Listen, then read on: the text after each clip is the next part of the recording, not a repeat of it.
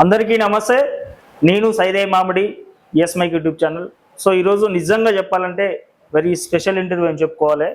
ఈ ఇంటర్వ్యూలో ఒక్క విషయంలో నేను చాలా ఫేవరెట్ అయిపోయిన ఇంటర్వ్యూ గురించి. ఆ విషయం ఏందో నేను చెప్తాను నేను. సో ఈరోజు నేను ఇంటర్వ్యూ చేయబోయే వ్యక్తి దేవరకొండ ఎమ్మెల్యే నేనవత్ బాలు నాయక్ అన్నగారిని ఈరోజు నేను ఇంటర్వ్యూ చేస్తున్నాను. సో అన్న నమస్తే. నమస్తే అన్న, బాగున్నారా? బాగున్నాను సార్.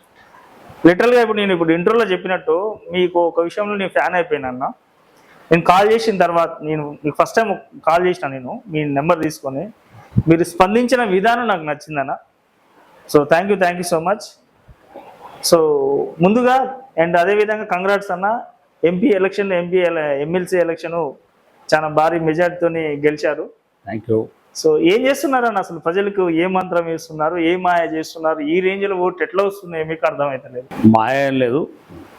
కాంగ్రెస్ పార్టీ పట్ల ప్రజలకు ఉన్న విశ్వాసం, రేవంత్ రెడ్డి గారి నాయకత్వం ఉంటుండ విశ్వాసం, ఇక్కడ పార్లమెంట్ అభ్యర్థిగా మా కుందూరు రఘువీరెడ్డి గారి అభ్యర్థి కావడం, జానారెడ్డి గారి కుమారుడిగా జానారెడ్డి గారి జిల్లాకు అందించినటువంటి సేవలు ప్రజలందరూ కూడా విశ్వాసంలో తీసుకొని బ్రహ్మాండమైనటువంటి భారీ మెజార్టీ దేశ చరిత్రలోనే నల్లగొండ ఒక చారిత్రాత్మకమైన నిర్ణయం ప్రజలు నిర్ణయించినారు. అవును.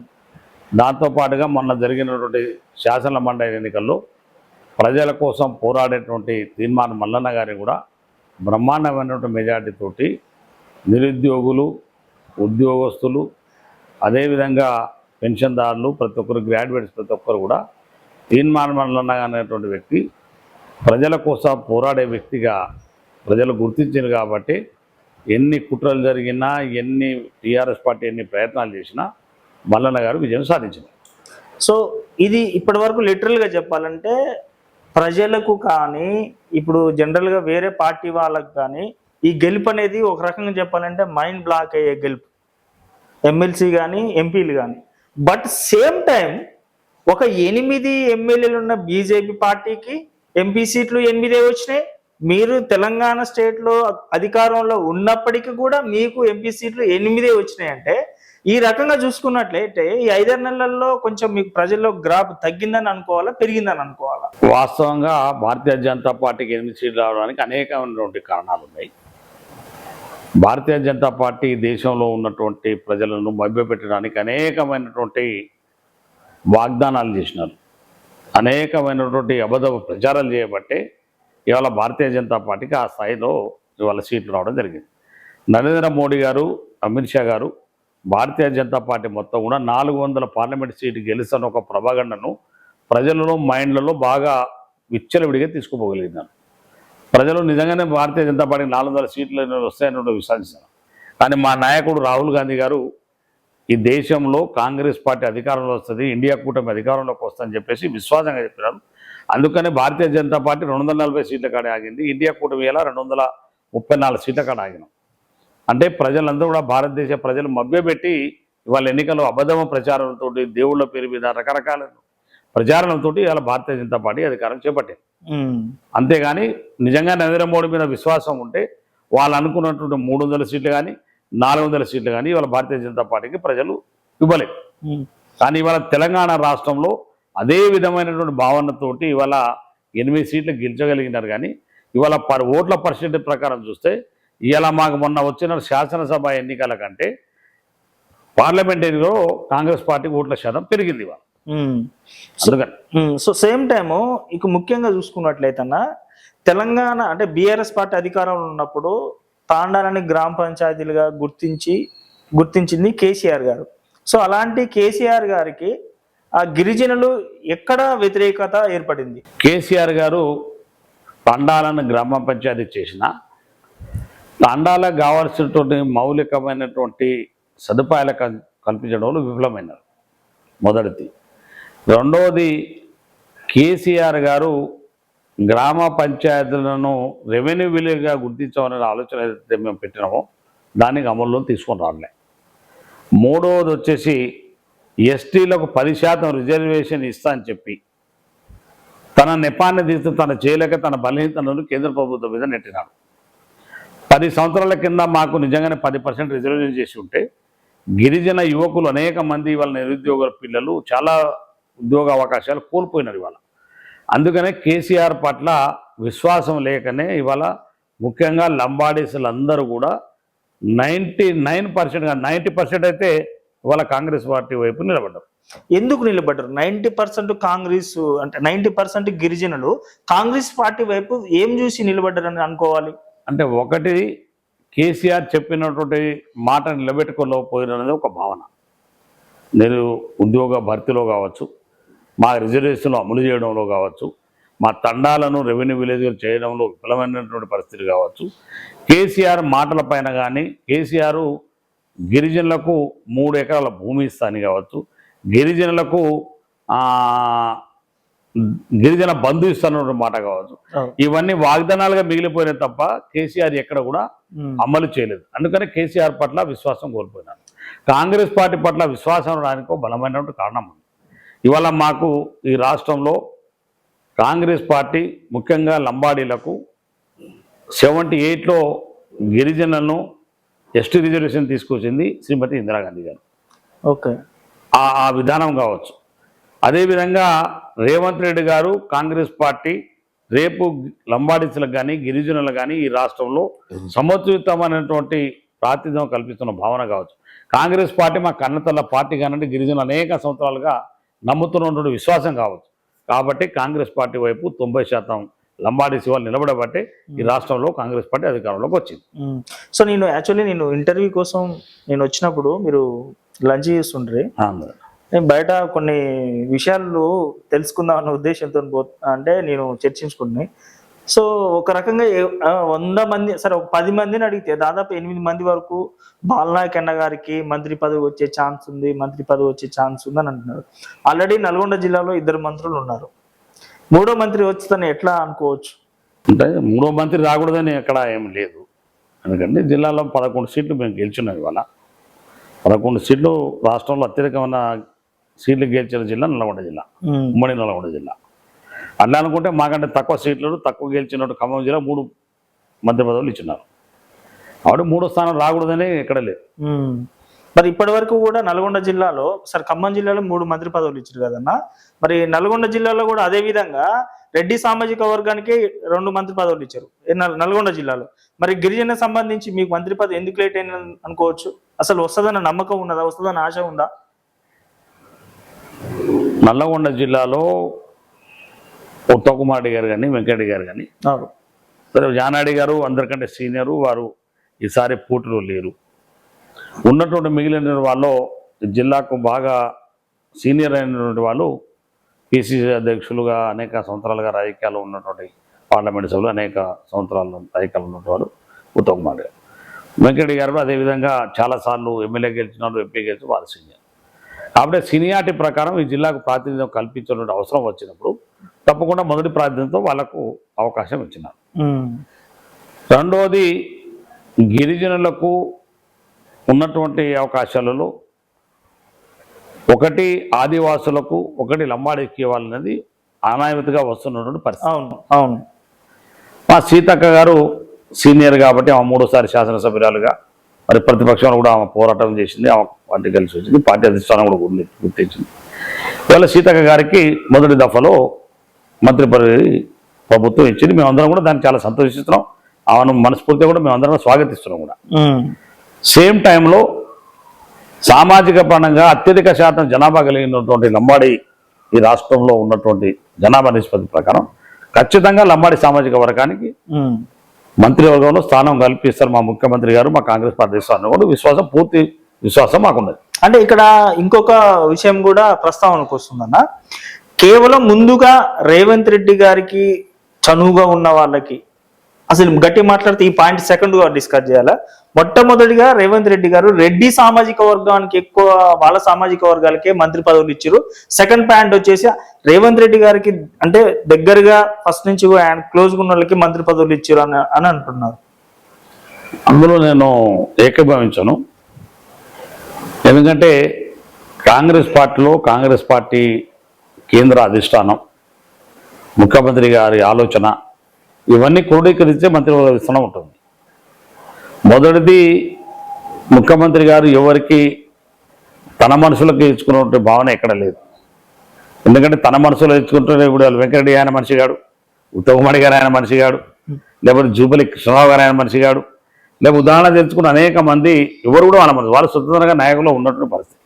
కానీ ఈ రాష్ట్రంలో ఉన్నటువంటి రాజకీయ పరిణామాలు పరిస్థితులు ఆయనకు ఉన్నటువంటి అంటే క్రెడిబిలిటీ అంటే ముఖ్యమంత్రిగా ఈ రాష్ట్రాన్ని ఏలేటువంటి సందర్భంలో ఆయన క్యాబినెట్ కూర్పు కూడా ఒక బలమైనటువంటి శక్తివంతమైనటువంటి క్యాబినెట్ ఉండాలన్న ఆలోచనతోటి అన్ని రకాలుగా కులాలను మతాలను అన్ని సమీకరణ చేసుకొని శక్తివంతమైనటువంటి క్యాబినెట్ని మొన్న ముఖ్యమంత్రి గారు నియమించుకోవడం జరిగింది. రెండోది వచ్చేసి రెడ్లకు మాత్రమే ప్రాతినిధ్యం ఇచ్చిండు, ఆయన దగ్గర ఉన్న మాత్రమే పడేది మాట. అది అనవసరమైనటువంటి అపోహలకు కనిపించడంలో కొంతమంది చేస్తున్నట్టు ప్రచారం. చాలా మంది అలా ఉన్నటువంటి వాళ్ళు ఆయన అన్నోరు కానీ ఆయన అనుచరులు కానీ ఎవరు లేరు. ఆయన కాంగ్రెస్ పార్టీ నాయకుడుగా ముఖ్యమంత్రి అయినాడు. కాంగ్రెస్ పార్టీ నాయకులు వీళ్ళందరూ కూడా సీనియర్లుగా ఉన్నారు. వీళ్ళందరికీ కూడా క్యాబినెట్లో చోటు కల్పించినాడు ఆయన. మరి రెడ్డి సామాజిక వర్గానికి ఒక్కరికి ఏం ప్రాధాన్యత లేదు, మిగతా సామాజిక వర్గానికి అందరూ కూడా ప్రాధాన్యత కల్పించారు. ఇక మిగిలిన బెర్తులో కూడా కొంతమంది అవకాశం కల్పించిన సందర్భంలో తప్పకుండా మిగతా కులాలను కూడా సమీకరణ చూసుకొని ముఖ్యమంత్రి గారు చాలా స్పష్టంగా సరైన విధానంతో సీనియారిటీ సిన్సియారిటీ లాయాలిటీ అదేవిధంగా ప్రజల శక్తి బలము క్యాబినెట్ కూర్పు ఉంటుందని చెప్పి మా భావన. స్పెషల్గా ఇంకో విషయం చూసుకున్నట్లయితే మీ గురించి నేను గట్టిగా విన్న వాయిస్ బాలు నాయక్ అన్న కార్యకర్తల్ని గుండెల్లో పెట్టుకొని చూస్తారని తెలిసింది. గట్టిగా మాట్లాడితే మీ గురించి నేను వింటే ఆ మాట ముందు కార్యకర్తలు మాట వెనక నా కార్యకర్తలు వాళ్ళు చేయబట్టే నేను ఈ స్థానంలో ఉన్నా అని చెప్పేసి మీరు అంటున్నారు. బట్ అలాంటి కార్యకర్తలు ఉన్నప్పుడు బాలు నాయక్ అన్న గారు ఒకసారి ఎమ్మెల్యేగా ఎలా ఓడిపోయారు? మరి అలాంటి కరుడు కట్టిన బాలు నాయక్ గారి కార్యకర్తలు ఉన్నప్పుడు మరి మిమ్మల్ని ఒకసారి ఎందుకు ఓడించారు? అంటే చాలా మందికి వారసత్వంతో రాజకీయాల్లోకి వస్తారు, చాలా మంది డబ్బులతో వారసత్వంతో రాజకీయాల్లో వస్తారు, అంటే వాళ్ళకు ఉన్నటువంటి శక్తిని బట్టి. కానీ నేను మాత్రం కేవలం కార్యకర్తల బలంతో ఈ స్థాయికి వచ్చినాం. మా నాయకుడుగా జానారెడ్డి గారి యొక్క ఆశీస్సులతోటి వారి ఆశీర్వాదంతో ఈ రోజు నేను ఈ స్థాయికి వచ్చిన. కార్యకర్త బలంతో బాలునాయక్ అనేక సంవత్సరాలుగా ప్రజాప్రతినిధిగా ఉన్నాడు.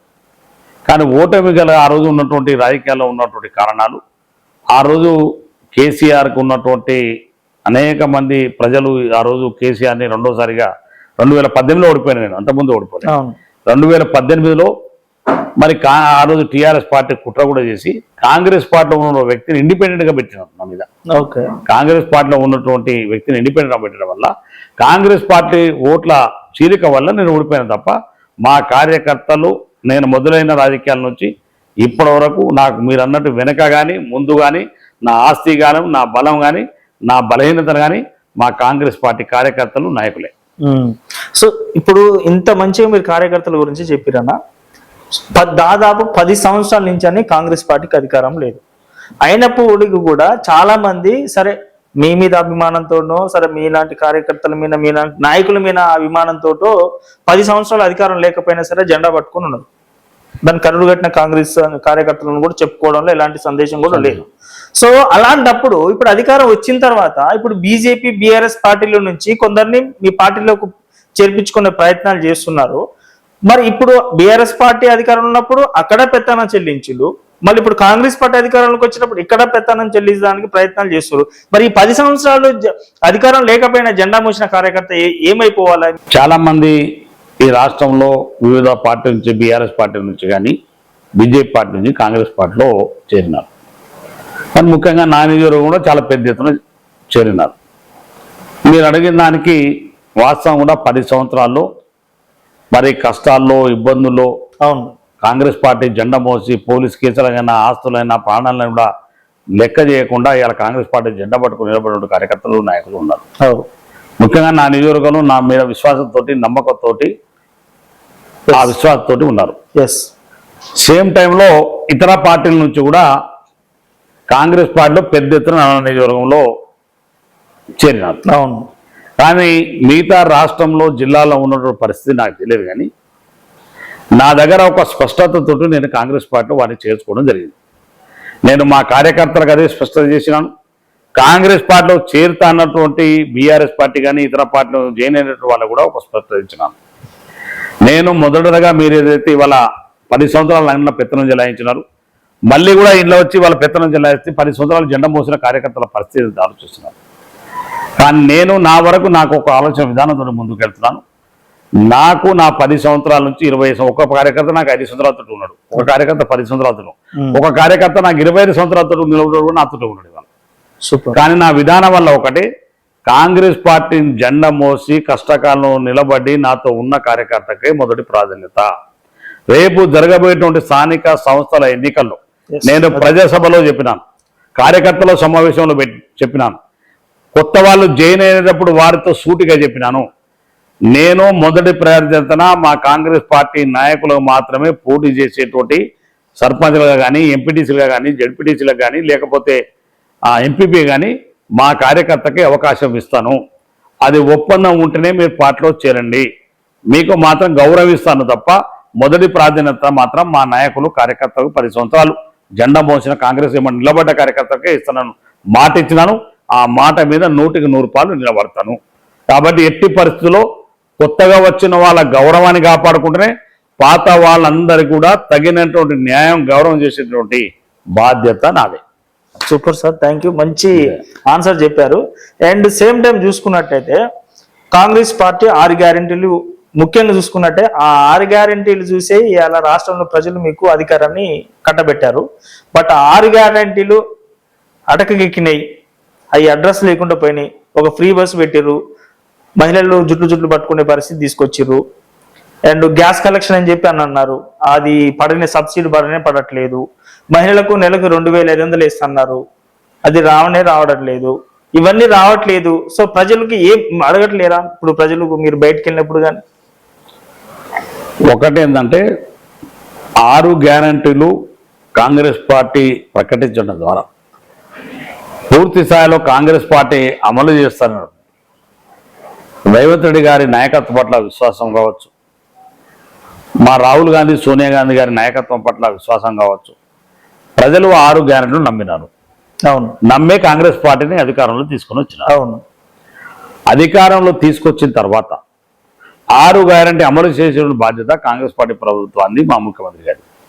అవును, 6 గ్యారెంటీలో మీరు చెప్పినటువంటి మొదటిదిగా మహిళలకు ఉచిత బస్సు సౌకర్యం. అవును, చాలా మంది దాని నెగిటివ్ పాజిటివ్ 2 ఉన్నాయి. అందులో చాలా మంది వాళ్ళు ఏమనుకుంటారంటే మహిళలందరూ కూడా పెద్ద ఎత్తున అందులో ఫ్రీ బస్సులో పోవడం వల్ల వాళ్ళ జుట్టులు బట్టి కొట్టుకున్నాను, లేకపోతే రకాల వ్యతిరేకత వస్తున్నారు. కానీ నాకు ఉన్నటువంటి ఎక్స్పీరియన్స్, నేను చూస్తున్నటువంటి పరిస్థితిని బట్టి చాలా మంది బస్సు రద్దీ ఉన్నప్పుడు మనం టికెట్ కొనుక్కున్నప్పుడు కూడా ఉంటుంది ఆ పరిస్థితి. ఉచిత బస్ సౌకర్యంతో వాళ్ళ అక్క చెల్లెళ్ళు సొంతంగా తల్లిగారింటికి, అత్తగారింటికి, చెల్లెళ్ళింటికి, లేకపోతే పండుగలకు, పప్పులకు, లేకపోతే దేవాలయాలకు ఇవాళ బ్రహ్మాండంగా సంతోషంగా హ్యాపీగా వెళ్తారు. అందులో 10% ఎక్కడైనా నెగిటివ్ జరగవచ్చు. ఒక మంచి పని చేసేటప్పుడు 100కి 100 పాళ్ళు ఎప్పుడు ఫలితం రాదు, 90% వస్తే అది పెద్ద గొప్ప. కానీ ఇవాళ ఆ బస్సు ఉచిత సౌకర్యం వల్ల 100కి రాకపోయినా 90% 100% కాంగ్రెస్ ప్రభుత్వం పట్ల ఇవాళ మహిళలు సంతోషంగా ఉన్నారు. అది నా విశ్వాసం. నేను ఇక్కడ అన్ని గ్రామాల్లో రోజువారీ తిరుగుతున్నా కాబట్టి ఇప్పటివరకు నాకు ఉన్నటువంటి రిపోర్టు.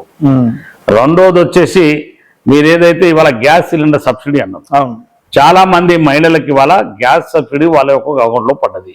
దాని తర్వాత మేము ఏవైతే ప్రకటించిన తర్వాత ముఖ్యమంత్రి అమలు చేసిన తెల్లారనే ఎన్నికల కోడ్ వచ్చి ఉన్నది. ఈ 2 మాసాలు 3 మాసాల నుంచి ఎన్నికల కోడే వచ్చింది. ఈ ఎన్నికల కోడ్ తర్వాత ఇప్పుడు మేమందరం కూడా ఏ నియోజకవర్గాల శాసనసభ్యులు, మంత్రులు, ముఖ్యమంత్రి గారు కూడా ఎక్కడికక్కడ సమీక్ష చేసుకొని ఉన్నటువంటి గ్యాస్ కనెక్షన్లన్నీ ఇప్పటివరకు ఎన్ని గ్యాస్ కనెక్షన్లు మనం సబ్సిడీ ఇవ్వగలిగినాం, మిగిలిన వాళ్ళకి పరిస్థితి ఏంటి, వాళ్ళకి ఎప్పుడో పూర్తి చేస్తున్నటువంటి ఆలోచనతోటి పరిపాలన గాడిలో పెట్టేటువంటి పరిస్థితి ఉన్నది. అమలు చేయలేకుండా ఉండలే, అమలు చేసినాం. కానీ ఎన్నికల కోడ్ రావడం వల్ల మేము కనీసం సమీక్ష చేసేటువంటి పరిస్థితి లేదు. ఓకే, ఎవరికి గ్యాస్ సిలిండర్ సబ్సిడీ వచ్చిందా అంటే అధికారం పిలిచి ఎన్నికల కోడ్ రావడం వల్ల మేము అడిగి పరిస్థితి లేకుండా. అందుకనే ఆ గ్యాస్ సబ్సిడీ పూర్తి స్థాయిలో అమలు జరుగుతుంది. ఆల్రెడీ ఇంప్లిమెంటేషన్లో ఉంది, చాలా మందికి వచ్చింది. మిగిలిన వాళ్ళకు కూడా ఏదైతే రానట్టు వాళ్ళకు పూర్తి స్థాయిలో అమలు చేస్తాం. 2 అయిపోయినాయి. 3 వచ్చేసి ఏవైతే 200 యూనిట్ వరకు గృహానికి ఉచిత విద్యుత్ ఇస్తామని చెప్పినాం. నేనే ఇనాగ్రేషన్ చేశాను దేవరకొండ పట్టణంలో. చాలా మందికి 200 యూనిట్ ఉచిత విద్యుత్ ఉన్నటువంటి వాళ్లకు ఉచితంగా కరెంటు అమలులోకి వచ్చింది. చాలా మంది కొంతమంది దరఖాస్తులు పెట్టుకోలేదు. ఇంకెవరైనా మిస్ అయినటువంటి మిగిలిపోయినటువంటి ఎవరైనా గృహాలకు 200 యూనిట్ ఓపెన్ ఉన్నటువంటి ఆధార్ కార్డు ఉండి రేషన్ కార్డు ఉండి అన్ని ఉన్నటువంటి ఎవరైతే మిగిలిపోయినట్టు వాళ్ళందరికీ కూడా తప్పకుండా 100% 200 యూనిట్ లోపల కాలినటువంటి ప్రతి ఒక్కరికి కూడా ఉచితంగా విద్యుత్ అందినటువంటి అమలు చేసిన బాధ్యత మాది, తప్పకుండా అమలు చేస్తున్నాం. అది ఎక్కడైనా 10-20% ఇట్లా ఎన్నికల కోడ్ మేము సమీక్షించలేకపోయినా ఇప్పుడు రేపటి నుంచి రోజువారీగా సమీక్షిస్తాం. పూర్తి స్థాయిలో వాళ్ళకు 200 యూనిట్ లోపల వరకు ఉచిత విద్యుత్ని అందిస్తాం. 3 అయిపోయాయి. 4వది వచ్చేసి ఇంకా మీకు ఉన్నటువంటి భావన 4వది 2,500 రూపాయలు ప్రతి మహిళలకు 2,500 2,500 రూపాయలు ఇవ్వాలనేది కాంగ్రెస్ పార్టీ విధానం. అవును. ఈ రాష్ట్రంలో రాష్ట్ర ఆర్థిక పరిస్థితి ఉన్నటువంటి పరిస్థితి మీరు అందరూ కూడా అర్థం చేసుకోవాలి. ఏ పార్టీ వచ్చిన 6 మాసాల్లో పూర్తి స్థాయిలో మేనిఫెస్టోను అమలు చేసినటువంటి పరిస్థితి ఈ దేశంలో ఎక్కడ లేదు ఇప్పటివరకు. ఇప్పటికైనా మా ముఖ్యమంత్రి గారు ధైర్యం చేసి ఇచ్చినట్టు హామీ నిలబెట్టుకోవాలనే ఆలోచనతోటి ఎన్ని కష్టాలు వచ్చినా ఎన్ని ఇబ్బందులు వచ్చినా అది అమలు చేసుకుంటూ పోతా ఉన్నాం. చిన్న చిన్న లోపాలు ఉన్నాయి, అవి రెక్టిఫై చేసుకుంటాం. పూర్తి స్థాయిలో వాళ్ళకి అందేటట్టు చేస్తాం. మహిళలకు 2,500 ఇవ్వాలనే ఆలోచన ప్రభుత్వానికి ముఖ్యమంత్రి గారికి ఉంది. సోనియా గాంధీ గారు మనం ఒక ఇంటర్వ్యూలో చెప్పినారు, తెలంగాణ రాష్ట్రంలో ప్రతి మహిళా సోదరులకు 2,500 రూపాయలు ఇస్తామని హామీ ఇచ్చినాం. అది తప్పకుండా ఇస్తామని చెప్పింది. కొంత టైం తీసుకొని తప్పకుండా దాన్ని కూడా అమలు చేస్తాం. ఇక రైతులకు సంబంధించి రైతు భరోసా అనే కార్యక్రమం ద్వారా ఏదైనా కేసీఆర్ ప్రభుత్వం గతంలో రైతు బంధు చేసినా కూడా ఎప్పుడు కూడా నీకు మేము ఇంతకంటే చాలా ఫాస్ట్ చేసినాం. అది ఎన్నికలు కావడం వల్ల దాని ఎన్నికల దృష్టిలో పెట్టుకొని వివిధ తప్పుడు ప్రచారాలతోటి రేవంత్ రెడ్డి గారు ఇంకా రైతు బంధు ఇస్తలేరు ఎన్నికల్లో తప్పుడు ప్రచారం చేసి తప్ప కేసీఆర్ ఇచ్చిన దానికంటే ముందు సమయంలో మేము ఇవ్వగలిగినాం. మొన్న పూర్తి స్థాయిలో అమలు చేయగలిగినాం.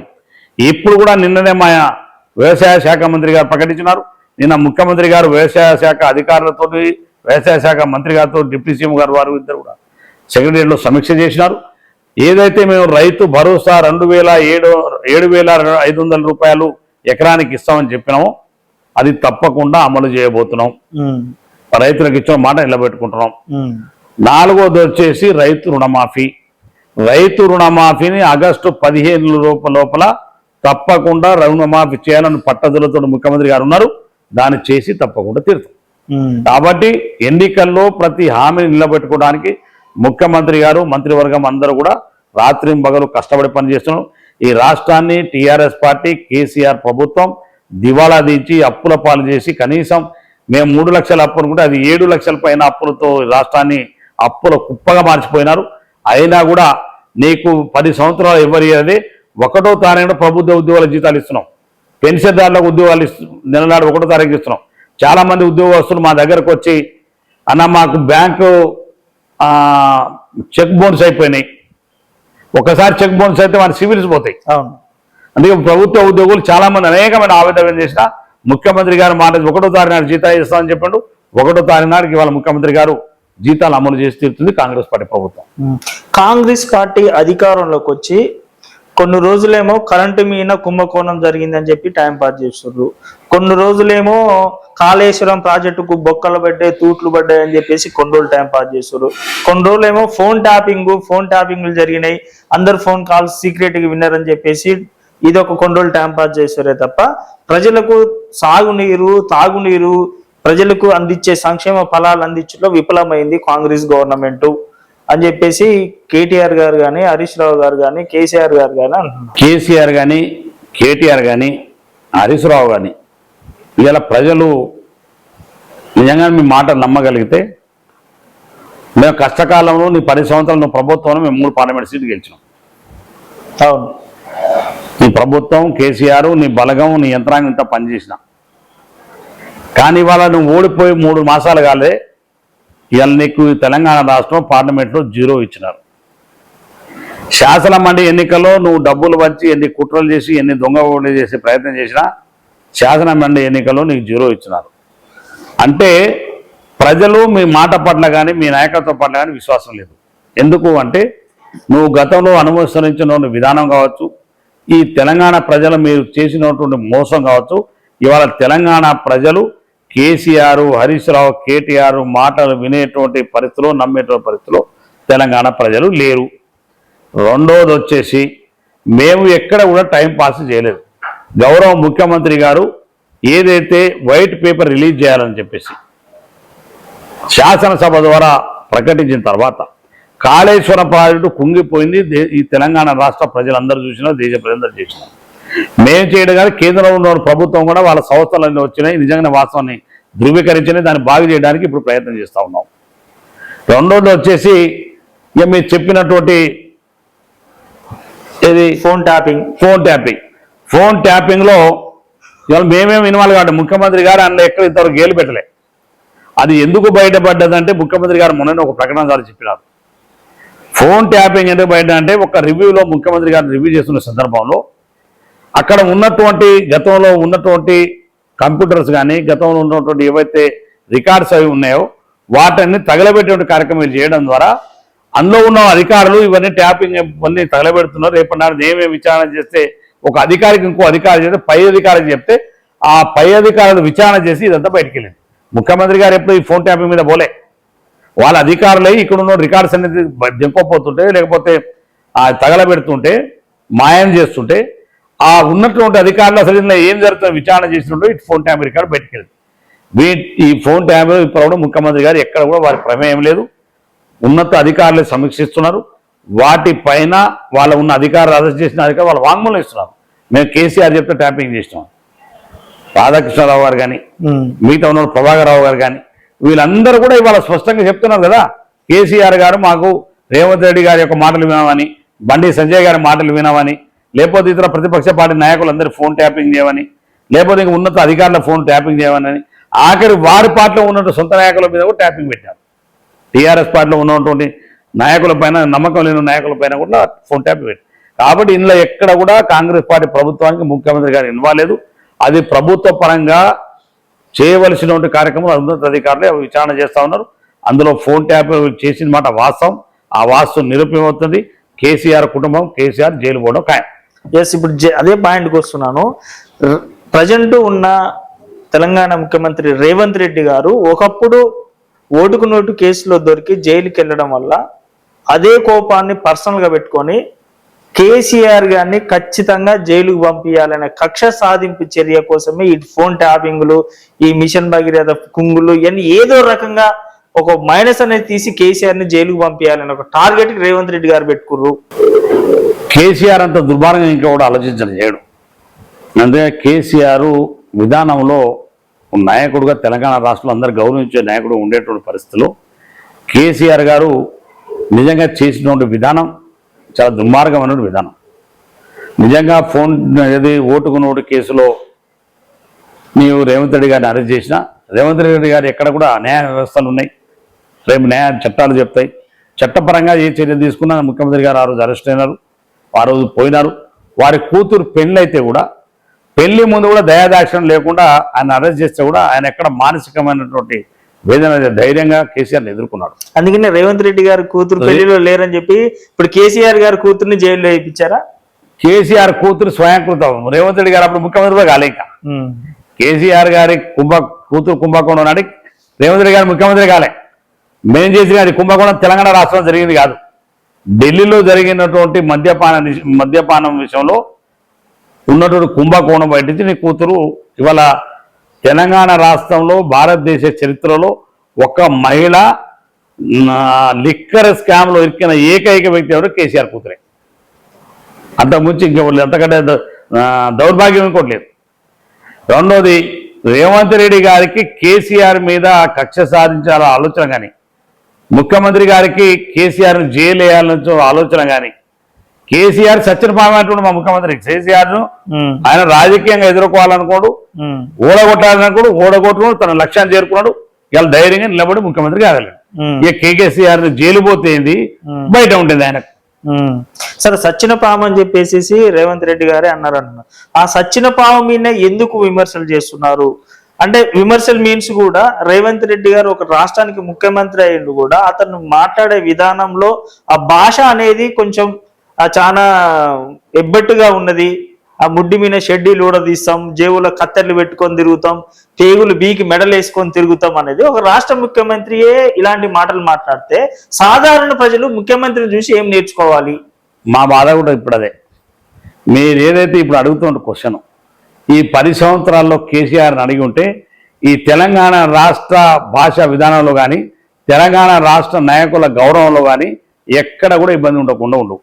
ఎందుకంటే కేసీఆర్ గారు పత్రికా విలేకరుల పట్ల కానీ లేకపోతే ఇతర ప్రతిపక్ష నాయకుల పట్ల కానీ ఉద్యమంలో కానీ అధికారంలో వచ్చినా కానీ వారు వాడిన భాషను ఒక్కసారి మీరు రికార్డు చేసి చూస్తే కేసీఆర్ కానీ కేటీఆర్ వాడినటువంటి భాష చూస్తే ఈ తెలంగాణ రాష్ట్రం అంతా కూడా తలదించుకునే విధంగా మాట్లాడారు.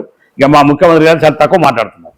అంటే అందుకనే కదా కేసీఆర్ గారు పద్ధతి బాగలేదు, కేసీఆర్ విధానాలు బాగలేదు, కేసీఆర్ మాట్లాడే విధానము బాగలేకనే ఓడగొట్టి ఇంట్లో కూర్చోబెట్టినాము. సో రేవంత్ రెడ్డి గారు కాంగ్రెస్ ప్రభుత్వం కావాలని ఓట్లేసి మీకు అధికారం చేపట్టినాము. సో వాళ్ళకు మీకు తేడా అనేది కావాలి కదా, ఉండాలి కదా. బ్రహ్మణ స్పష్టమైన తేడా ఉన్నది. కాంగ్రెస్ పార్టీ ప్రజాస్వామ్యమైనటువంటి ప్రభుత్వ పాలన మాది. కేసీఆర్ లాగా ఏకపక్ష పాలన కాదు మాది. ఒక వ్యక్తి విధానంతో నడిచేటువంటి పార్టీ కాదు మాది. మాది కేంద్రంలో ఢిల్లీలో ఉన్నటువంటి అధిష్టానం ఉంటుంది. ఇక్కడ ప్రజాస్వామ్యంగా అందరినీ కలుపుకోపోల్సినటువంటి పార్టీ, ప్రజాస్వామ్యంగా ఉన్నటువంటి పార్టీ. మా పార్టీలో యాజ్ ఏ సామాన్య కార్యకర్త కూడా ముఖ్యమంత్రిని నిలదీసి అడిగేటువంటి హక్కు, ధైర్యం ఉండేది ఒక కాంగ్రెస్ పార్టీని. కాంగ్రెస్ పార్టీలో ఇవాళ సామాన్యుడు కూడా రేపు పొద్దున ముఖ్యమంత్రి కాగలుగుతాడు. ఒక దళితుడు కాగలుగుతాడు, ఒక గిరిజనుడు కాగలుగుతాడు, ఇంకో కూడా బలహీన వర్గాలు కాగలుగుతాడు. కానీ ఇవాళ నీకు కేసీఆర్ లాంటి ప్రాంతీయ పార్టీలో కేసీఆర్ కొడుకో లేకపోతే కేసీఆర్ అల్లుడో కేసీఆర్ మనవడు అవుతాడు తప్ప ఆ పార్టీలో ప్రజాస్వామ్య విధానం కాదు. కానీ మా దాంట్లో ఆ విధానం ఉంటుంది. ఇవాళ మీరు అడిగినటువంటి కాంగ్రెస్ పార్టీ ప్రజాస్వామ్యయుతంగానే ఇప్పటికి కూడా కేసీఆర్, హరీష్ రావు, కేటీఆర్ ఇంకా మేము అధికారంలో ఉన్నాం అనేటువంటి భావనతో విర్రవిగా మాట్లాడుతున్నారు. కాబట్టి ముఖ్యమంత్రి గారు ఆ విధమైన సమాధానం చెప్తున్నాడు. అన్న ఇప్పుడు మీ మాటల్లో ఇప్పుడు మీరు మాట్లాడిన విధానంలో నేను ఒక విషయం గమనించారు. మీరు అన్నారు బీఆర్ఎస్ పార్టీలో కేసీఆర్, కేటీఆర్, హరీష్ రావు, కవిత వీళ్ళ ఫ్యామిలీలోనే ముఖ్యమంత్రులు అవుతారు. గట్టిగా మాట్లాడితే కుటుంబ పాలన అని చెప్పేసి అని కూడా చాలా సార్లు మీరు ఆరోపించిన విధానం ఉంది. కాంగ్రెస్ పార్టీలో కూడా కుటుంబ పాలన వచ్చు కదా. సోనియా గాంధీ, రాహుల్ గాంధీ, ప్రియాంక గాంధీ గట్టిగా మాట్లాడుకుంటే మొన్న నల్గొండ ఎంపీ ఎలక్షన్లలో జానారెడ్డి గారు సీనియర్ నాయకులు, జానారెడ్డి గారు చిన్న కొడుకుకి ఎమ్మెల్యే టికెట్, జానారెడ్డి గారు పెద్ద కొడుకుకి ఎంపీ టికెట్. మరి కాంగ్రెస్ పార్టీలో కూడా కుటుంబ పాలన ఉంది అనుకోవచ్చు. కాంగ్రెస్ పార్టీలో రాహుల్ గాంధీ గారు, సోనియా గాంధీ గారు దేశం ప్రధానమంత్రి కాలేదు. వాళ్ళ అవకాశం ఉండి కూడా ఈ దేశంలో కాంగ్రెస్ పార్టీ అధికారంలో వచ్చిన తర్వాత పివి నరసింహారావు గారిని ప్రధానమంత్రి చేసినారు కాంగ్రెస్ పార్టీ. మన్మోహన్ సింగ్ని రాహుల్ గాంధీ గారికి ప్రధానమంత్రి చేసే అవకాశం ఉండి, సోనియా గాంధీ గారు అయ్యే అవకాశం ఉండి కూడా 10 సంవత్సరాలు 2 టర్మ్ మన్మోహన్ సింగ్ గారిని ప్రధానమంత్రి చేసినాం. రాహుల్ గాంధీ గారికి ఆల్ ఇండియా కాంగ్రెస్ పార్టీ అధ్యక్షుడు, దేశంలో ఉన్న కాంగ్రెస్ పార్టీ సామాన్య కార్యకర్త నుంచి ప్రతి ఒక్కరు నువ్వు ఉండాలని, మీరు ఉండాలని కోరినా కూడా మల్లికార్జున ఖర్గే గారిని ఇవాళ కాంగ్రెస్ పార్టీ జాతీయ అధ్యక్షుడు నియమించి ఇవాళ నడుపుతున్న విధానం కాంగ్రెస్ పార్టీ. వాళ్ళు నడిపినారు, వాళ్ళకి అవకాశం వాళ్ళు అయినారు. మిగతా అవకాశం వచ్చినప్పుడు మిగతా వాళ్ళు కూడా చేసిన విధానం కాంగ్రెస్ పార్టీ. ఇవాళ మీరు అంటున్నటువంటి ఈ విధానంలో జానారెడ్డి గారు జానారెడ్డి గారు ఆయన సీట్ను వదులుకున్నాడు. ఇవాళ ఆయన పోటీ చేసేందుకు జానారెడ్డి గారు చేయవచ్చు, కానీ ఆయన వయసు రీత్యానో ఉన్నటువంటి పరిస్థితుల్లో ఆయన ఉన్నటువంటి అవకాశం తన కుమారునికి ఇవ్వదలుచుకున్నారు. చిన్న కుమారునికి ఇచ్చినారు. ఇవాళ శాసనసభ్యులు ఎన్నికైన రఘువీర్ రెడ్డి గారు ఇప్పటికీ 7-8 సార్లు టికెట్ ఆశించి భంగపడ్డాడు. కాంగ్రెస్ పార్టీ కార్యకర్తగా, క్రమశిక్షణ గల కార్యకర్తగా అవకాశాలు రాకపోయినా కాంగ్రెస్ పార్టీ కోసం పనిచేసినాడు. మిగతా కూడా 2-3 సార్లు సందర్భాల్లో టికెట్ అవకాశం వచ్చింది. 2-3 సార్లు పార్లమెంటుకు అవకాశం వచ్చింది. ఆయన కూడా పార్టీ అధిష్టానం ఇంకొకరికి ఇస్తే కూడా రఘువీర్ రెడ్డి గారు సిన్సియర్ అయినటువంటి కాంగ్రెస్ పార్టీ కార్యకర్త, జానారెడ్డి గారు కుమారుడు అయినప్పటికీ కాంగ్రెస్ పార్టీ నాయకుడుగా కార్యకర్తగా పనిచేసుకుని పోయాడు తప్ప అవకాశం వచ్చింది. ఇవాళ రఘువీర్ రెడ్డి గారికి కాంగ్రెస్ పార్టీ అధిష్టానం గుర్తించింది కాబట్టి ఇవాళ కాంగ్రెస్ పార్టీ టికెట్ ఇచ్చింది. ఇవాళ నిలబడాడు. ఇలా ఏకంగా వచ్చి వారసత్వంతో డైరెక్ట్ జానారెడ్డి గారితో టికెట్ తీసుకుని రాలేదు. ఇవాళ చాలా సందర్భాల్లో అవకాశం జానారెడ్డి గారు హవా నడిచినప్పుడు కూడా అతని అవకాశం టికెట్ వచ్చి కాంగ్రెస్ పార్టీ ఊరుకోమంటే ఊరుకున్నాడు. అందుకని ఇవాళ కాంగ్రెస్ పార్టీ అధిష్టానం నిర్ణయించింది కాబట్టి ఇవాళ కాంగ్రెస్ పార్టీ సరైన అభ్యర్థిని నిలబెట్టింది కాబట్టి ఈ దేశంలో ఎవ్వరు రానటువంటి కాంగ్రెస్ పార్టీ చరిత్రలో 5,59,000 మెజార్టీ తోటి ఇవాళ రఘువీర్ రెడ్డి గారిని గెలిచినాం. రాష్ట్రంలో కాంగ్రెస్ పార్టీ అధికారంలోకి వచ్చిన కాంచి కరెంటు కోతలు ఎక్కువైనాయి, కరువు ఎక్కువైంది, టెన్షను అంటే సాగునీటి తాగునీటి సమస్యలు కూడా ఎక్కువైనాయి. వీటి మీద ఎందుకు దృష్టి పెట్టడం లేదు అన్న? మొన్నటి వరకు మీకు అందరు తెలుసు తీవ్రమైనటువంటి కరువు వచ్చింది. ఇది వాస్తవం. కరువు ఏ పార్టీ తీసుకొస్తేనో, ఏ పార్టీ వస్తేనో, ఏ పార్టీ పోతేనే కరువు రాదు. బీఆర్ఎస్ తప్పే అది. కాంగ్రెస్ వాళ్ళే తప్పే. అట్లా అనుకుంటే బీఆర్ఎస్ వాడు పోయే ముందే కరువు ఇచ్చిపోయింది మాకు. నిజం చెప్పాలంటే బీఆర్ఎస్ వాడు పోతూ పోతూ కరువు మాకు ఉపజెప్పాడు, అప్పు ఉపజెప్పాడు, ఈ రాష్ట్రంలో కరువు కూడా ఉపజెప్పాడు. అందుకని ఆ విధానం తప్పు. ప్రకృతి అనేది ఎవరి చేతిలో ఉండదు. ప్రకృతి అనేది సహజంగా ప్రకృతి భగవంతుడు ఇచ్చేటువంటి కరువు కానీ లేకపోతే అతివృష్టి కానీ అనావృష్టి కానీ అది దేవుడి సృష్టి. ఒక్కో సందర్భంలో టీఆర్ఎస్ పార్టీ అధికారంలో ఉన్నప్పటికీ కరువు వచ్చింది. అయినప్పుడు వచ్చిన కరువును మేము ధైర్యంగా ఎదుర్కొన్నాం. తాగునీటి ఎక్కడ దొరకనటువంటి పరిస్థితుల్లో మాలాంటి ఎక్కడ అనేక ఇబ్బందులు పడ్డా తాగునీటి సమస్య రాకుండా ప్రజలను ఎప్పటికప్పుడు ఈ వేసవి కాలంలో ముఖ్యమంత్రి గారి ఆలోచన విధానంగా అధికార యంత్రాంగం ప్రజాప్రతినిధులు అప్రమత్తంగా ఉండి ప్రజలకు ఇబ్బంది లేకుండా ఈ వేసవి కాలంలో మంచి ఇల్లు అందించగలిగినాం. సో కేసీఆర్ గారిని ఇంట్లో కూర్చోబెట్టిన తర్వాత మరి ముఖ్యంగా పేద ప్రజలు ఇబ్బంది పడుతున్న సమస్యలలో ముఖ్యమైన సమస్య కేసీఆర్ గారు ఇంట్లో కూర్చున్నారు, కేసీఆర్ కిట్టు బంద్ అయింది, కేసీఆర్ గారు ఇంట్లో కూర్చున్నారు, కళ్యాణ్ లక్ష్మి బంద్ అయింది, షాదీ ముబారక్ బంద్ అయింది, రైతు బంధు రైతు భరోసాలు ఇవన్నీ బంద్ అయినాయి. అందుకే అంటున్నా, కేవలం తప్పుడు ప్రచారంతో ఇంకా ప్రజలను మభ్యపెట్టాల ఆలోచన ఇంకా బీఆర్ఎస్ పార్టీ చేస్తే ఇప్పుడే మునిగిపోయి రోడ్డు మీద పడ్డటువంటి పార్టీ ఇంకా పూర్తి స్థాయిలో మునిగిపోతుంది. ఇప్పటికైనా వాస్తవాలను గ్రహించకపోతే, తప్పుడు చేసుకొని ప్రజల యొక్క విశ్వాసం చొరగొనకపోతే టీఆర్ఎస్ పార్టీ భూస్థాపితం కావడం ఖాయం. ఇప్పటికీ అయిపోయింది, ఇంకా పూర్తి స్థాయిలో భూస్థాపితం అవుతుంది.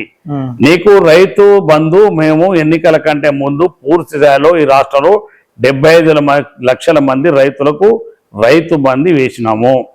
రెండోది, ఈ పంటకు సంబంధించి ఇప్పటికే ప్రభుత్వం 7,500 రూపాయలు ఇవ్వాలని మేము మా మేనిఫెస్టో పెట్టిన విధానం ప్రకారం ముఖ్యమంత్రి గారు ఆలోచన చేస్తారు. మొన్ననే మా వ్యవసాయ శాఖ మంత్రి తుమ్మల నాగేశ్వరరావు గారు దాని మీద ఒక సమీక్ష కూడా చేసుకున్నారు.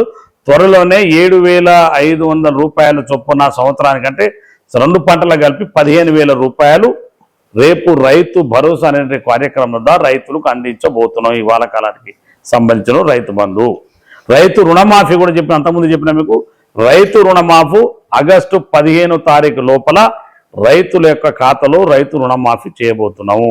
కళ్యాణ లక్ష్మి షాదీ ముబారక్ ఎక్కడ కూడా నిలిపివేయబడలేదు. మొన్నటి వరకు ఎన్నికల్లో కోడ్ ఉండడం వల్ల నేను పంపిణీ చేయలేకపోతే నా నియోజకవర్గం చెప్తున్నా, నా నియోజకవర్గంలో ఒక మండలంలో 40 మంది 50 మంది 90 మంది సుమారుగా 300 నుంచి 400 మందికి కళ్యాణ లక్ష్మి షాదీ ముబారక్ చెక్కులు పంపిణీ అధికారులతో చేయించిన నేను. అంటే ఇంతకుముందు పెట్టిన కేసీఆర్ గారు పెట్టిన ₹1,00,000 పథకం ఇచ్చినారా?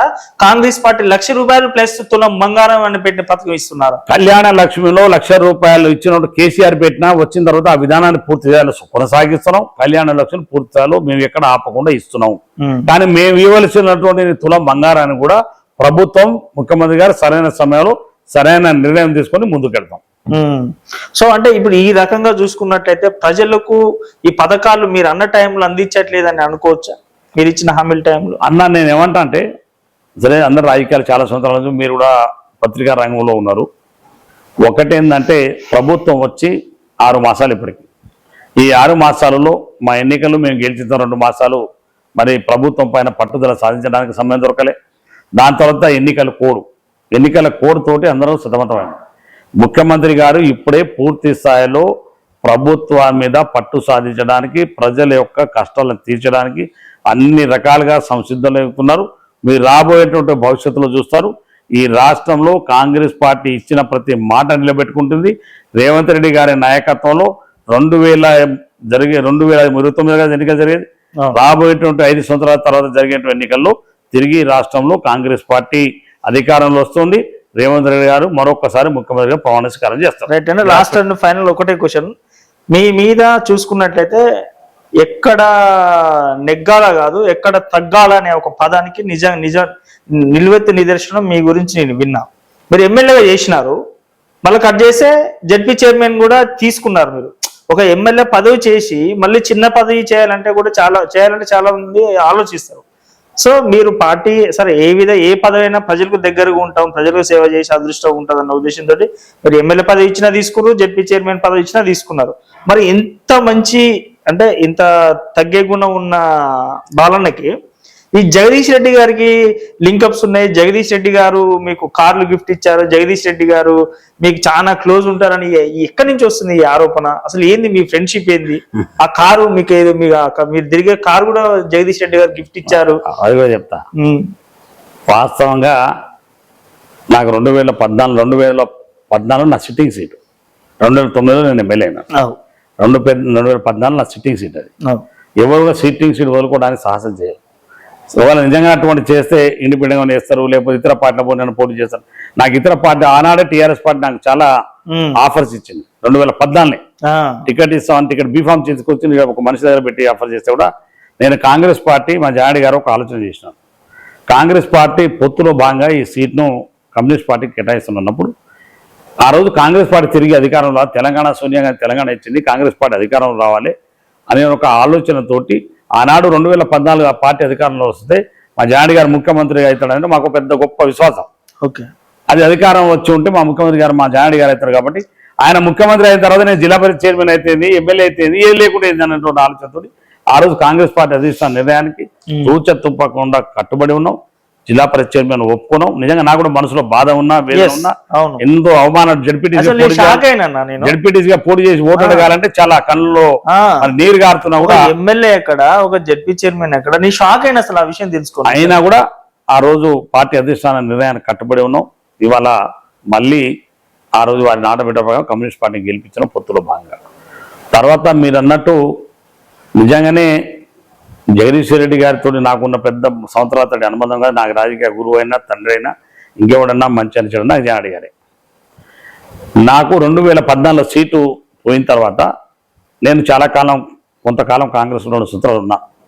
జిల్లా పరిషత్ చైర్మన్ ఉన్నప్పుడు నాకు కొన్ని రాజకీయ ఇబ్బందులు, పరిస్థితులు కూడా ఉన్నట్టు కొంతమంది నాయకులతో ఏర్పడిన సందర్భంలో నాకు తప్పనిసరి పరిస్థితులు టీఆర్ఎస్ వైపు వెళ్ళవలసిన పరిస్థితి వచ్చింది. కల్పించిన అట్లా పోయేటట్టు నేను వెళ్ళినాను. జిల్లా పరిషత్ చైర్మన్గా వెళ్ళాను. నేను ఖాళీ వెళ్ళాను. అక్కడ నేను టికెట్ ఇది చేయలేదు, వాళ్ళు నాకు ఇంకో పోస్ట్ ఇచ్చింది లేదు. మళ్ళా 2014 తర్వాత పోయి 2 సంవత్సరాలు ఏమన్నా 2018 మళ్ళీ వచ్చి ఇక్కడ కాంగ్రెస్ పార్టీని కాంటాక్ట్ చేసిన. అయితే ఆ సందర్భంలో జగదీష్ రెడ్డి గారు నాకు ఉన్నటువంటి అంటే స్నేహితులు, నేను ఎవరితో స్నేహితం చేసినా దాన్ని నాకు ఉన్నటువంటి స్నేహితులు మనస్ఫూర్తిగా స్నేహితం చేస్తాను. ఎవరితో ఉన్నా ఎక్కడున్నా నాయకుడిగా అదే విధంగా గౌరవం ఇస్తాను. ఆ రోజు నేను తీసుకెళ్ళి అక్కడ సందర్భంలో జగదీష్ రెడ్డి గారు నాతోటి, నేను ఆయన కంటే సీనియర్గా, అంటే ఆయన నన్ను అట్లా అనుకునేవాడు. వాస్తవం వయసులో నాకంటే పెద్దోడు, కానీ నేను రాజకీయంగా ఆయన కంటే సీనియర్ని వాస్తవంగా. ఎందుకంటే నేను అప్పటికే చాలా పదవులు చేసి ఉన్నా. జిల్లా పరిషత్ చైర్మన్ ఉన్నా, ఇప్పుడు ఎమ్మెల్యే చేసిన, ఇంతకుముందు మార్కెట్ చైర్మన్ చేసిన, జడ్పీటీసీ చేసిన, అనేకమైన పదవులు చేసి ఉన్నా. రాజకీయ అనుభవం ఉంది కాబట్టి ఆయన నన్ను చాలా పెద్ద ఎత్తున పెద్ద మనిషిగా, బాగా అనుభవం ఉన్న వ్యక్తిగా గౌరవించేవాడు. నేను అదే విధంగా ఆయనను కూడా బాగా రెస్పెక్ట్ చేసేవాడిని. అదే గౌరవం, అదే మర్యాద నా పట్ల ఆయన 2 ఏళ్ళు వచ్చాడు. కానీ ఆఖరి దశ వచ్చేసరికి ఆ టీఆర్ఎస్ పార్టీలో జరుగుతున్న పరిణామాలు, నా తర్వాత మళ్ళీ ఇక్కడ ఉన్నటువంటి ఎమ్మెల్యేని తీసుకొచ్చి అలా జైన్ కావడం వల్ల ఇక మనం ఉండడం అన్న అనవసరం అని చెప్పుకొని మళ్ళీ తిరిగి వచ్చినాం. అది కాంగ్రెస్ పార్టీ, టీఆర్ఎస్. నాకు జగదీష్ రెడ్డి గారికి ఉన్నటువంటి స్నేహితమైన ఆ పార్టీలో ఉన్నటువంటి అనుబంధం అక్కడ వరకు. ఇక జగదీష్ రెడ్డి గారు నాకు బండి కొనిచ్చారు. జగదీష్ గారు బండి కొనకుంటే నడిచి తిరిగితే కానీ ఇప్పుడు కొనిస్తుందనే స్థాయిలో పడేది. నా బండి నెంబర్ ఇస్తే ఇప్పుడు ఎవరి పేరు మీద మీరు చెక్ చేసుకో ఆర్టీఓ ఆఫీస్. నా స్నేహితుడు ఒకడు నా పేరు మీద నాకు బ్యాంక్ లోన్ రావడానికి ఇబ్బంది అయితే నా బ్యాంక్ లోన్లో నాకు చెక్ బౌన్స్ వచ్చినాయి. ఆ జిల్లా పరిషత్ చైర్మన్ ఉన్నప్పుడు ఆ బ్యాంకులో ఇన్ టైంలో శాలరీస్ ఇవ్వకపోతే, గౌరవ వేతనం ఇవ్వకపోతే నేను ఒక బండి తీసుకుని ఉంటేప్పుడు ఆ బండి మీద చెక్ బౌన్స్ వస్తే నాకు మళ్ళీ బండి ఇవ్వడానికి బ్యాంకులో ఒప్పుకోకపోతే మా స్నేహితుడు, మా సర్పంచ్ ఒక తాటికోల సర్పంచ్ అని బాలనాడు అని మా స్నేహితుడు ఉన్నాడు. అతని పేరు మీద ఆ బండి ఉంటుంది. ఆ బండి నెంబర్ తీస్తా పోయి ఆర్టీ ఆఫీస్లో చెక్ చేసుకోవచ్చు. కాబట్టి జగదీష్ రెడ్డి బండి కొనిస్తే బండి కొని తిరిగి ఏంటంటే కక్కుది కానీ ఆ ఆలోచన కానీ లేకపోతే ఆ విధానం కానీ నాకు అవసరం లేదు. లేకుంటే మంచిగా చిన్న బండి నడుచుకుని తిరుగుతాం, ఏం గొడుగొట్టి బండి లేకపోతే. సో ఇప్పుడు కాంగ్రెస్ పార్టీ అధికారంలో ఉంది, మీరు ఇక్కడ దేవరకొండ ఎమ్మెల్యేగా ఉన్నారు కన్నా, ఇప్పుడు ఏమన్నా అంటే కాంట్రాక్ట్ లో కానీ మాట్లాడుకుంటారా జగదీష్ రెడ్డి గారు మీరు కానీ? అంటే క్యాజువల్ గా, ఫ్రెండ్లీగా, అంటే రొటీన్ గా ఎప్పుడు మాట్లాడడం. ఆ అసెంబ్లీ నడిచినప్పుడు ఏదో కలిసి నమస్తే అంటే నమస్తే, మిగతా విషయాలు మాకు ఆయన పార్టీ అని మన పార్టీ. మీరు అనుకుంటే నాకుతో ఆయనకు ఉన్న 2 సంవత్సరాల స్నేహితం. నాకు కాంగ్రెస్ పార్టీలో 35 సంవత్సరాల స్నేహితులు ఉన్నారు. ఆయనతోటి నాకు టీఆర్ఎస్ పార్టీలో 2 సంవత్సరాలే. కానీ మీరు నా ఫ్రెండ్షిప్ కానీ మొత్తం బాడీ కూసేస్తారు మీ ఫ్రెండ్షిప్ మొత్తం. అంటే నేను మనిషిని అట్లా నీతో ఒకసారి స్నేహితులు వేసి నువ్వు నన్ను ఇంత ప్రేమిస్తాను, నువ్వు నాకు ఇంతవరకు కలవలేదు ఎప్పుడు. అవునా? ఫస్ట్ నీకు నాకు ఇప్పుడు ఇంతవరకు పరిచయం లేదు, కానీ నువ్వు నా పట్ల ఇప్పుడు అంటున్నావు కదా, నన్ను ఇట్లా అనుకుంటున్నావు, మేము ఇట్లా అనుకుంటున్నావు అని. అవును, ఎస్, నా తత్వం అది. నాతో దగ్గర ఉండేవాళ్ళు, నాతో దగ్గర ఉండే వాళ్ళంటే భావిస్తారు. నేను కూడా ఎవరితో స్నేహితం చేసినా లేకపోతే ఇంకేమన్నా వాళ్ళతో రాజకీయంగా చేసిన మనిషిని పూర్తి స్థాయిలో ప్రేమిస్తలేను. ఏదో రాజకీయ మన అవసరాల కోసం, అవకాశవాద రాజకీయాల కోసం మనం దాటిపోయిన పదవి ఉన్నప్పుడు లెక్క, లేనప్పుడు లెక్క పరంగా ఉన్నాను. నేను మనిషిని ప్రేమిస్తే మనిషిని కష్టాలున్నా, నిష్ఠ ఉన్నా, ఇబ్బంది ఉన్నా అదే విధంగా వ్యవహారంతో ఉంటాను. కాబట్టి నన్ను గౌరవించడం కానీ నన్ను ప్రేమించే కార్యకర్త నుంచి నాయకుడు దాకా అదే విధంగా వాళ్ళు అవలంబిస్తారు, నేను అదే కూడా ఆ విధంగా. జగదీష్ రెడ్డి నాకున్న అనుబంధం 2 సంవత్సరాలే. అది ఆయనకు నాకు వ్యక్తిగతంగా ఉన్నటువంటి వారితో ఉన్నటువంటి స్నేహితులు మనం గౌరవంగా ఉన్నాం, ఆయన కూడా గౌరవించుడు మనం గౌరవంగా ఉన్నాం అంతవరకే తప్ప ఆయనతోటి ఎన్నికలప్పుడు కానీ తర్వాత కానీ ముందు కానీ ఆ పార్టీ నుంచి మారి వైద్యులకు వచ్చిన తర్వాత ఆయనతోటి మనం కలిసి చర్చించింది కానీ, మాట్లాడింది కానీ, ఛాయ్ తాగింది కానీ, లేకపోతే ఫోన్ చేసింది కానీ ఉండదు. సో లాస్ట్ అండ్ ఫైనల్ కన్నా దేవరకొండ ప్రజలకు మీరు అంటే ఉంటుంది కదా, నేను ఇది చేయాలి, నేను లాస్ట్ వరకు అంటే మన రాజకీయంలో ఉన్నంత వరకు సరే అవకాశాలు వస్తుంటే పోతుంటాం, గెలుస్తుంటే ఓడిపోతుంటాం.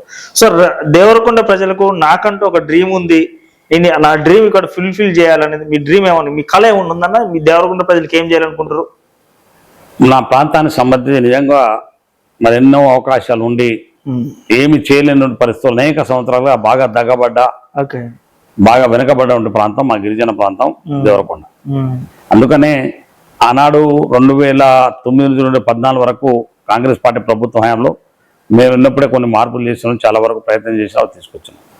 ఇప్పుడు నాకున్న లక్ష్యం వల్ల ఒకటే, ఈ ప్రాంతం ఉన్నటువంటి సాగునీటి ప్రాజెక్టులను పూర్తి చేసి గౌరవ ముఖ్యమంత్రి రేవంత్ రెడ్డి గారి యొక్క ఆశీస్సులు, మా జిల్లా మంత్రి ఇరిగేషన్ శాఖ మంత్రి గారు ఉత్తమ్ కుమార్ రెడ్డి గారి యొక్క పూర్తి సహకారం తీసుకొని, జిల్లా మంత్రి వెంకట గారి యొక్క సహకారం తీసుకొని, నేను మా గౌరవ పార్లమెంట్ సభ్యుడు మా అన్నగారు రఘువేడి ఇద్దరం కూడా కలిసి దేవరకొండ ప్రాంతాన్ని శాశ్వతంగా కరువు బారి నుంచి కాపాడేటువంటి 2 ప్రాజెక్టులు, ఒకటి ఎస్ఎల్బిసి టెన్నలు, రెండోది డిండి లిఫ్ట్ ఇరిగేషను, ఈ 2 పూర్తి చేసి దాంతోపాటుగా చిన్న లిఫ్ట్ ఇరిగేషన్ ఏవైతే ఉన్నాయో ఒక 4-5 లిఫ్ట్ ఇరిగేషన్స్ ఉన్నాయి. పొగిళ్ళ కావచ్చు, కంబలపల్లి కావచ్చు, పెద్ద మునిగలు కావచ్చు, పెద్దగట్టు కావచ్చు, అక్కంపల్లి కావచ్చు, గాజుపేట కావచ్చు, చిత్రాల కావచ్చు, ఇవన్నీ కూడా చిన్న లిఫ్ట్ ఇరిగేషన్స్.